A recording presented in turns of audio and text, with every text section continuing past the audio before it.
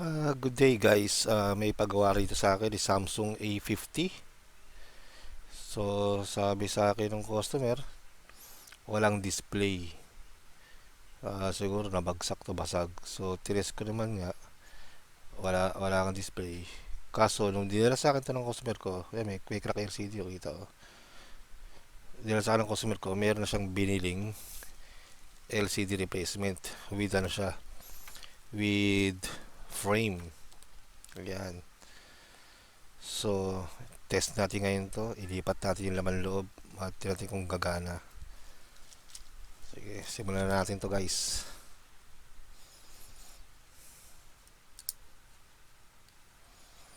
Bali, chinarge ko muna kanina para sigurado. Tinignan ko kung ano, kung okay siya. Yung battery, kung nagcha-charge, kung may display ba talaga. So, wala nga talagang display. So, ito, pakasin natin to. Ilipat natin yung laman loob niya sa bago.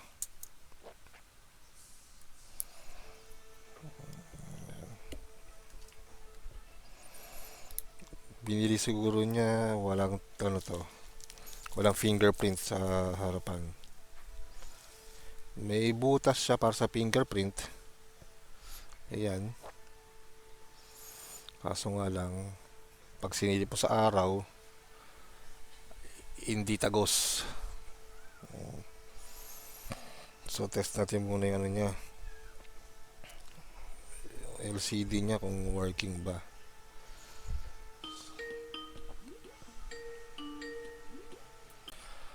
Ayun, tayo ulit magbabalik sa pag-repair. May tumawag kasi sa opisina. Kaya ganun. So, tuloy natin to. So, tinanggal ko yung battery. Tsaka to, tanggalin natin tong motherboard sa taas. Para matest natin bago natin ilipat yung mga laman loob.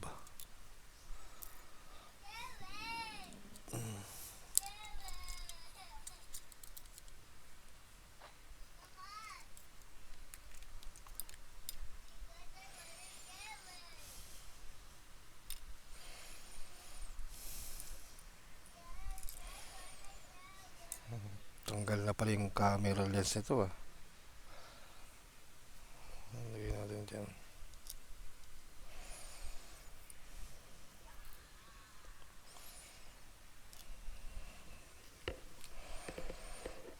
Nasa napunta yung tornilyo maliit.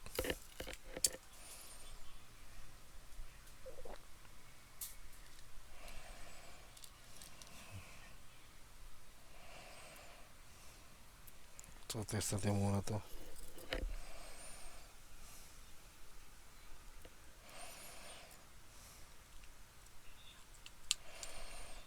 Battery.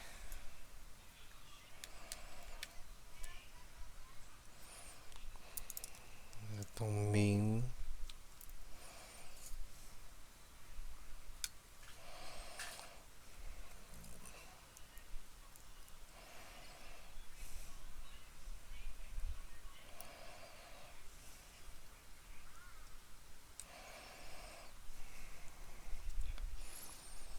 Ayan, kutit yung battery.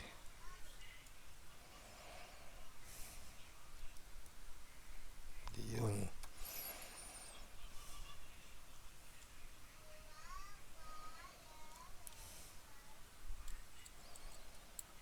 Dito pala yung tornilyo maliit yung hinahanap ko. Ayos, buo. A50 nga. Tignan natin kung magta-touch.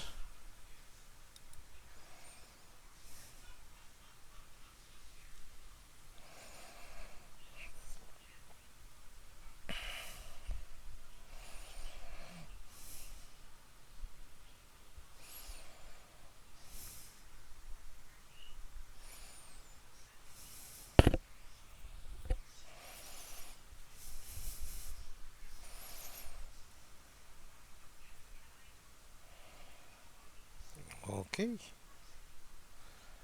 Gumagana.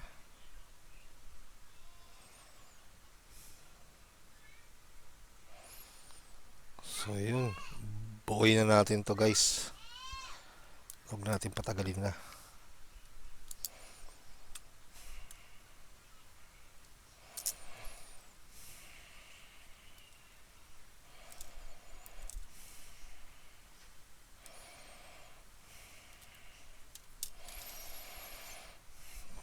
Ayan.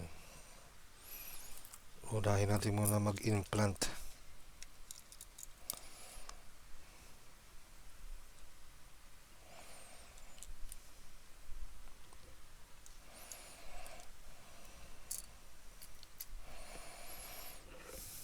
Ayan. Saan ka muna?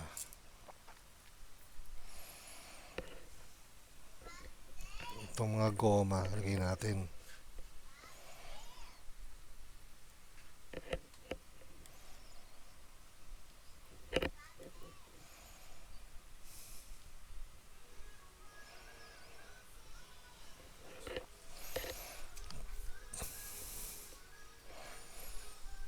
Tapos earpiece.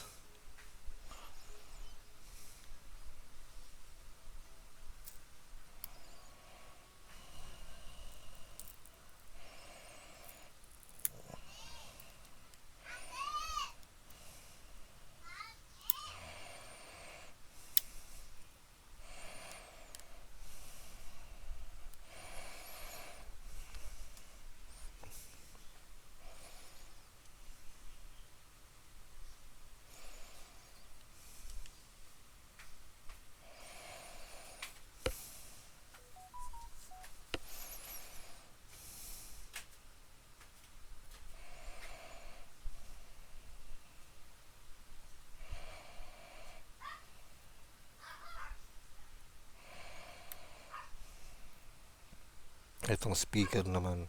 Ay, di. Di pala speaker to. Vibration pala to.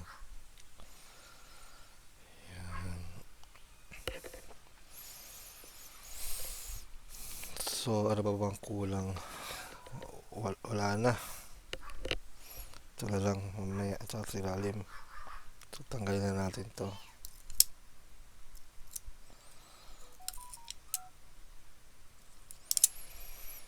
Kapitan natin yung motherboard.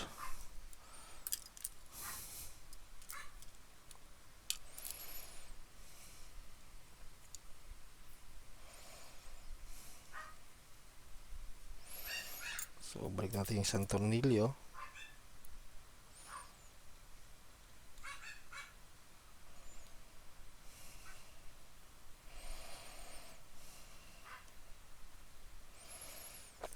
Fit naman. Then, tong fingerprint camera. Hindi pa din natin to. Sa baba.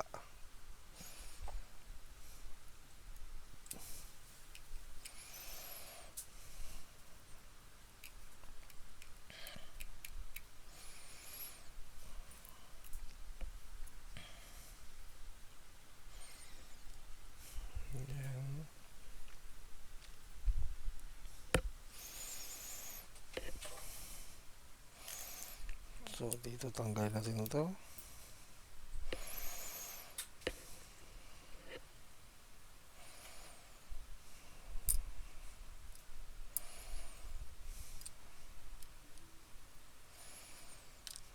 Ilagay natin ito rito.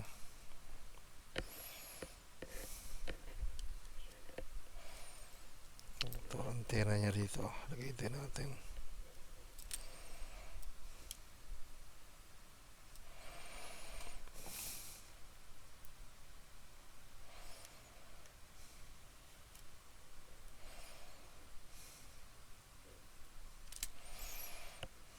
Tapos ito yung sensor. Yung fingerprint sensor. Camera ba to? O sensor. Ayan. Balik natin dito.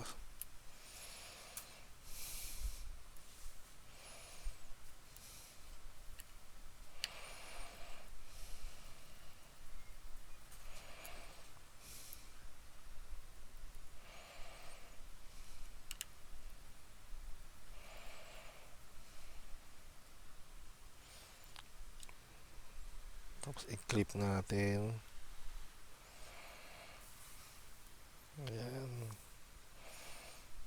Tanggalin din natin tong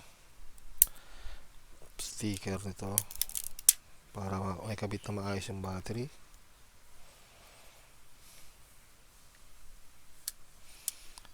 Yun. Then ikabit natin tong sa LCD flex. Tapos isunod natin yung isang flex para sa charging flex.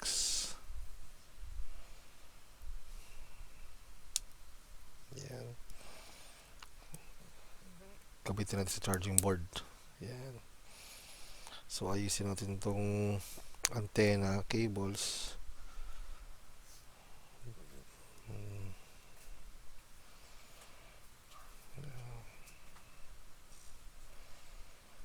Yan. So maayos na. So gamitin lapat na lapat. Ayan. Kabit natin yung battery. Ayan. Tapos yung back casing. Ayan, susunod natin.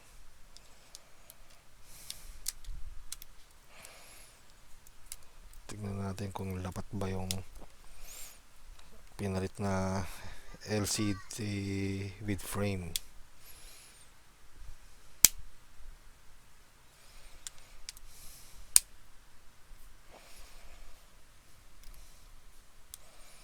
Mukhang maganda yung nabili ng ng customer ko na LCD with frame.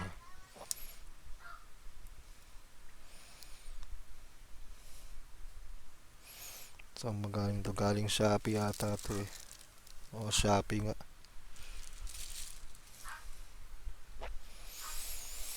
So tornilyo na natin to.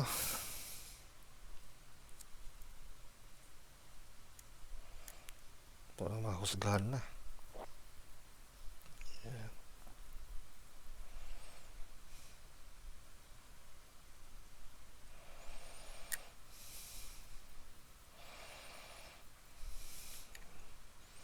Pero kayo na umandar naman. Ayan. So ano nga pala guys, hingi lang ako sa inyo ng subscription. Pag nagusto mo itong mga videos ko at itong mga pinagagawa ko rito, may natutunan kayo, paki-click naman yung like button and paki-hit subscribe at paki-click na rin yung notification bell, gawin mong all para pakita niyo yung mga videos ko, then maging updated kayo sa mga darating pa mga i-upload kong videos. Diba? So bago lang ako nag-upload ng mga videos ko, ika nga sa YouTuber, newbie pa. Malay nyo pag na-monetize ako, makabili tayo ng mga pyesa para mapaganda yung mga content natin dito, like camera, mga ganyan, video cameras, tsaka yung pag-i-edit, at makabili rin tayo ng mga tools na maganda gagamitin. Laking tulong na rin yun sa akin. Ayan. Although part-time lang ako rito sa pagre-repair na to, meron talaga akong daily job. Pero siyempre, diba, extra income din to para makapag-paaral din ako. Diba? Kasi may kolehiyo na akong dalawa. Ayan. Tsaka hobby ko rin kasi mag-repair din. Nakatulong na ako sa kapwa, mura pa ako sumingil. At least may napapasaya tayo ng mga kababayan natin dito.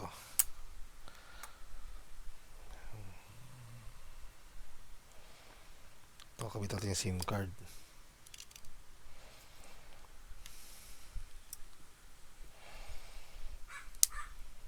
Ayan. Hindi nga lang siya ganong ka-fit, malaki siya. Dahil kasi mayroon ng frame na kasama, unlike sa original frame, mas manipis. Oh, malayo. Makapal na yung frame niya. Oh, kaya akala mo yung phone mo mayroon ng tempered glass.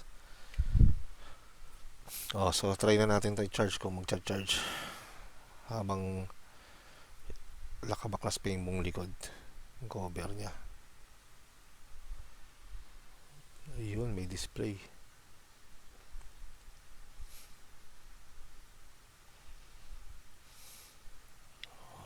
65%.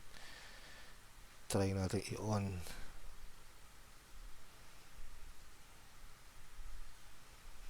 Yun, nag-on na.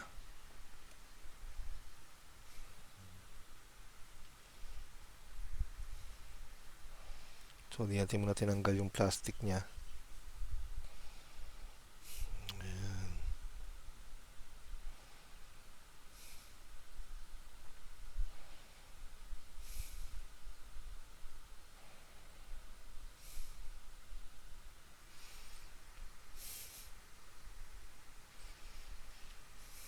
Tayo natin kung matatouch siya.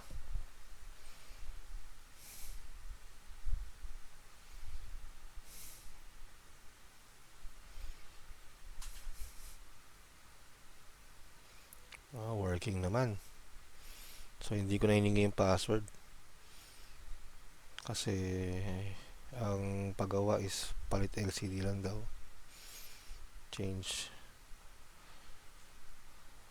So, nagpa-vibrate naman. Malinaw naman. Nabababaan yung camera. Yung brightness, bababa naman. Diba? Yeah. Okay naman. Sounds. Vibrate, magana. Yun lang problema.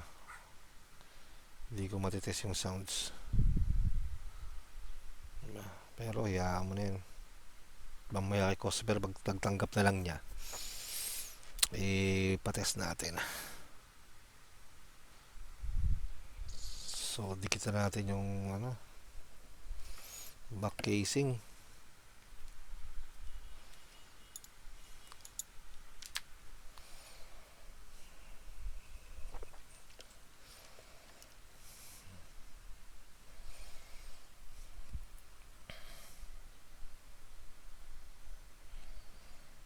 Konti-konti lang lagay nyo para di mahirapan yung susunod technician magbaklas. Diba?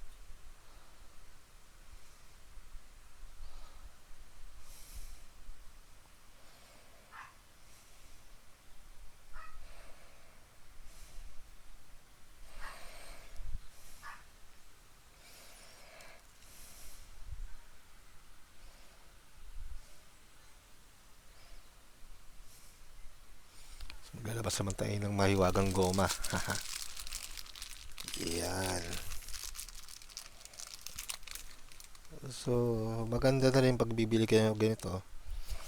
Ang LCD, maganda kunin nyo yung with frame. Tulad dito, makapal na pala yung mga LCD na replacement. Kaya, kinuha nyo na yung merong tawag ito.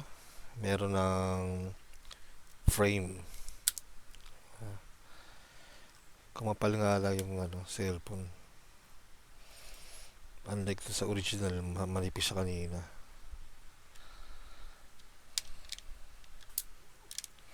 Pero dati pag mo-order ako, manipis pa rin yung frame eh. Ayan. Ayan. So guys, hanggang dito muna tayo. I-check na lang natin to. Diba? Ayan. Kasi may tumatawag naman sa opisina. So, ito guys, tapusin natin to. At least, ito, i-charge ko na lang to. At ma-dry run ko na din. Balik natin sa customer to. Diba? Hanggang sa muli guys. Paalam!